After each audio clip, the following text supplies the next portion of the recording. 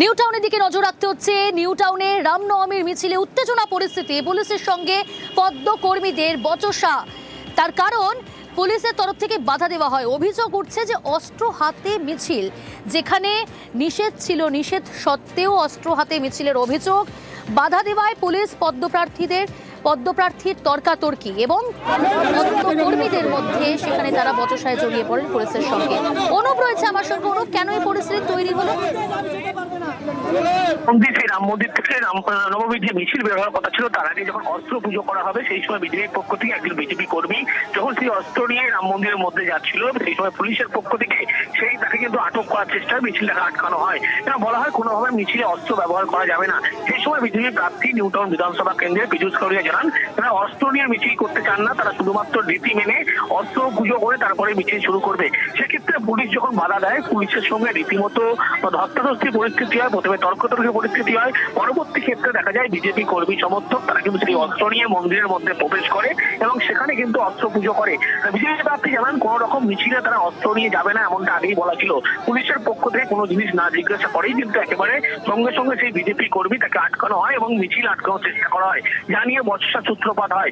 এর পরবর্তী ক্ষেত্রে দীর্ঘ সময় বচসা ধস্তাধস্তির পরে মিছিল পুজো দেওয়ার পরে মিছিল ইতিমধ্যে শুরু হয় এবং নিউ টাউন রাম মন্দির থেকে ভিআইপি রোড হয়ে ইতিমধ্যেই মিছিল জোড়া মন্দিরের কাছে এবং পৌঁছেছে কৃষ্ণপুর হয়ে পরবর্তী দমদমের দিকে মিছিল রওনা দেবে। এই রামনবমীর মিছিল, সেই মিছিল শুরুর আগেই কিন্তু এই অস্ত্র পুজো নিয়ে কিন্তু একেবারে ধস্তাধস্তি কাণ্ড হয়, পুলিশের সঙ্গে তর্কতর্কি হয়। পরবর্তী ক্ষেত্রে পুলিশের সঙ্গে কথা বলার পরে অস্ত্র মিছিল ছাড়াই কিন্তু দেখা যায় এই মিছিল ইতিমধ্যেই পুজো দেওয়ার পরে রওনা দিয়ে বিজেপি প্রার্থীর পক্ষ থেকে দাবি করা হচ্ছে কোন রকম অস্ত্র মিছিল কিন্তু সেখানে হওয়ার কথা ছিল না।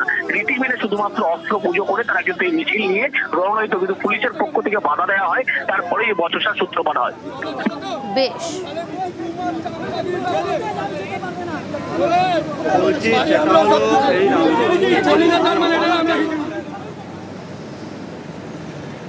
নিউ টাউনের পর এবার নজর রাখি হাওড়ার দিকে। হাওড়াতে সেখানেও রামনবমীর মিছিল এবং সেই মিছিল কাজীপাড়া থেকে শুরু হয়। কাজীপাড়া থেকে মিছিল শুরু হয়ে হাওড়া ময়দান পর্যন্ত মিছিল শেষ হয়, অর্থাৎ হাওড়া ময়দানে গিয়ে মিছিল শেষ হয়। মিছিলে 500-র বেশি নয়, শুধু প্রতীকী অস্ত্র নিয়েই মিছিলের অনুমতি হাইকোর্টের, আদালতের নির্দেশ মেনেই হাওড়ায় মিছিল হয়। কি ছবি ছিল জানার চেষ্টা করব। দেবাশিস রয়েছে, আর ডিটেলস জানাবে দেবাশিস। দেখো, আমরা জানি যে অনিয়মিত প্রতিশোধ সেনার তরফ থেকে কিন্তু দীর্ঘদিন ধরে এই এলাকা দিয়ে মিছিল করা হতো, কিন্তু 2-3 বছর আগে যে পরপর 2 বছর যে অপ্রীতিকর ঘটনা ঘটে, সেই ঘটনার পর থেকে কিন্তু কার্যত পুলিশের তরফ থেকে কোন রকম কোনো অনুমতি দেওয়া হয়নি। ফলে এবছরও কিন্তু একই রকম ভাবে বাধা সৃষ্টি হয় পুলিশি অনুমতি ছাড়া। পরবর্তীকালে উচ্চ আদালতের দ্বারস্থ হয় অনিয়মিত প্রতিশোধ সেনা বা এই মিছিল যারা তৈরি করেছে বা মিছিল যারা করছেন তাদের তরফ থেকে। উচ্চ আদালতের নির্দেশ মেনেই কিন্তু সেই মিছিল আপাতত শুরু হয়েছে শিবপুর কাজীপাড়া অঞ্চল থেকে, যেটি শেষ হবে হাওড়া ময়দান এবং জিটি রোড। এখানে মূলত এই জিটি রোড দিয়ে মিছিল করাতেই কিন্তু পুলিশের একটা বাধা প্রথম থেকেই চলছিল।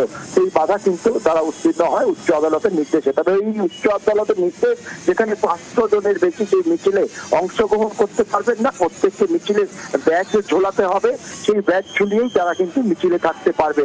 অন্যদিকে কোনো রকম কোনো অস্ত্র ব্যবহার করা যাবে না, শুধুমাত্র প্রতীকীর অস্ত্র সেগুলিকে ব্যবহার করা হবে। কার্যত উচ্চ আদালতের নির্দেশে কঠোর পুলিশি নিরাপত্তার মাধ্যমে সেই শোভাযাত্রা, রামনবমীর শোভাযাত্রা, তা কিন্তু শিবপুর কাজীপাড়া সহ যে জিটি রোডের যে জায়গা অর্থাৎ প্রিএম বস্তি, কামদীপ সহ ক্রস করে সেই মিছিল কিন্তু ময়দানের দিকে এগোচ্ছে।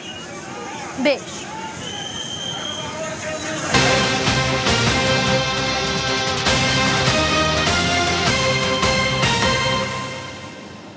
আর এই রামনবমীতেই বাড়তি সতর্ক নির্বাচন কমিশন। 3 দিন, রামনবমীর 3 দিন বিশেষ কয়েকটি জায়গায়, কয়েকটি এলাকায় কেন্দ্রীয় বাহিনী মোতায়েন। কোন কোন এলাকা জানার চেষ্টা করব। সোমরাজ রয়েছে, তবে তার আগে আরও একবার জানাই, রামনবমীতে বাড়তি সতর্ক কমিশন, অশান্তি এড়াতে নির্দিষ্ট এলাকায় কেন্দ্রীয় বাহিনী মোতায়েন। কোন কোন এলাকা ডিটেল জানাবে সোমরাজ রয়েছে আমার সঙ্গে। সোমরাজ, দেখো, রামনবমীকে কেন্দ্র করে বাড়তি সতর্ক নির্বাচন কমিশন। বেশ কিছু এলাকায় কেন্দ্রীয় বাহিনী মোতায়েন করার সিদ্ধান্ত নিয়েছে নির্বাচন কমিশন। যেটা কমিশন সূত্রে জানা যাচ্ছে, চন্দননগর পুলিশ কমিশনারেটের অধীনে 2 কোম্পানি সিআরপিএফ, হাওড়া পুলিশ কমিশনারেটের অধীনে 1 company CRPF, Asansol Durgapur police কমিশনারেটের অধীনে 1 কোম্পানি সিআরপিএফ এবং মালদায় 1 কোম্পানি সিআরপিএফ মোতায়েনের সিদ্ধান্ত নেওয়া হয়েছে। মূলত অতীত অভিজ্ঞতা এবং রামনবমীকে কেন্দ্র করে এই এলাকাগুলিতে অশান্তি হতে পারে সেই আশঙ্কায় এই সিআরপিএফ মোতায়েন করা হয়েছে। রামনবমী মিছিল চলাকালীন সময় মূলত সিআরপিএফও থাকবে, যাতে কোনো রকম অশান্তির পরিস্থিতি তৈরি না হয়। রামনবমীর মিছিলকে কেন্দ্র করে আগামী 3 দিন অর্থাৎ আজ, কাল, পরশু আগামী 3 দিন এই কেন্দ্রীয় বাহিনী মোতায়েন করা হবে। তেমনটাই নির্বাচন কমিশনের সঙ্গে রাজ্য পুলিশ ও কেন্দ্রীয় বাহিনীর যে বৈঠক হয়েছে সেই বৈঠকের পরে এই সিদ্ধান্ত নেওয়া হয়েছে। ইতিমধ্যেই এই পুলিশ জেলাগুলিতে কেন্দ্রীয় বাহিনী মোতায়েন করা হয়েছে বলে কমিশন সূত্রে খবর। বেশ।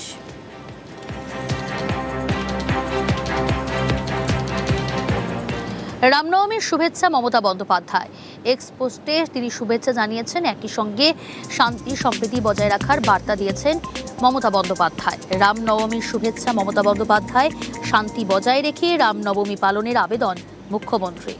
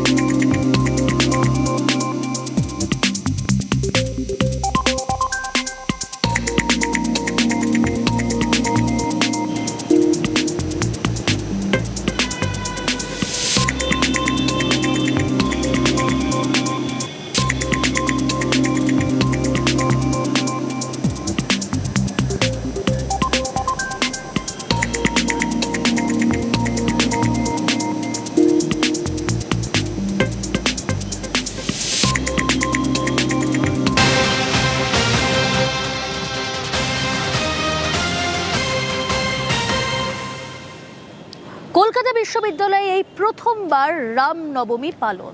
বিশ্ববিদ্যালয়ের গেটের বাইরে রামনবমী। কলকাতা বিশ্ববিদ্যালয়ে প্রথমবার রামনবমী। বিশ্ববিদ্যালয়ের গেটের বাইরে রামনবমী। ভিতরে রামনবমী করতে চেয়ে ভিসিকে চিঠি, সদুত্তর না পাওয়ায় বাইরেই পুজো এবিভিপির। কলকাতা বিশ্ববিদ্যালয়ে প্রথমবার রামনবমী। বিশ্ববিদ্যালয়ের গেটের বাইরে রামনবমী। যে ছবি দেখছেন আপনারা, কলকাতা বিশ্ববিদ্যালয়ে রামনবমী। বিশ্ববিদ্যালয়ের গেটের বাইরেই রামনবমী।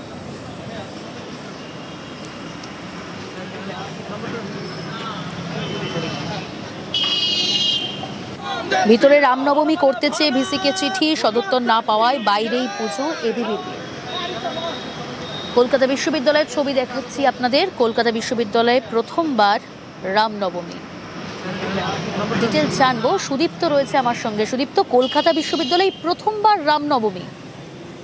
একদমই তাই। দেখো, 24 মার্চ তারা রামনবমী পালন করতে চেয়েছিল এবং কলকাতা বিশ্ববিদ্যালয়ের ডিসিকে একটি চিঠিও করেছিল, কিন্তু কোনো সদুত্তর না মেলায় আজকে একেবারে প্রথমবারের মতো কলকাতা বিশ্ববিদ্যালয়ের বাইরে রামনবমী পালন করছে ইউপির যারা সদস্য রয়েছেন তারা, এবং সেই সঙ্গে কেন্দ্রীয় বাহিনীও কিন্তু রয়েছে এবং জোড়াসাঁকো থানার পুলিশ তারাও কিন্তু নিরাপত্তার দায়িত্বে রয়েছে। সব মিলিয়ে এটা উল্লেখযোগ্য যে কলকাতা বিশ্ববিদ্যালয়ে এবার প্রথম রামনবমী পালন করছে এবিভিপির ছাত্ররা। বেশ।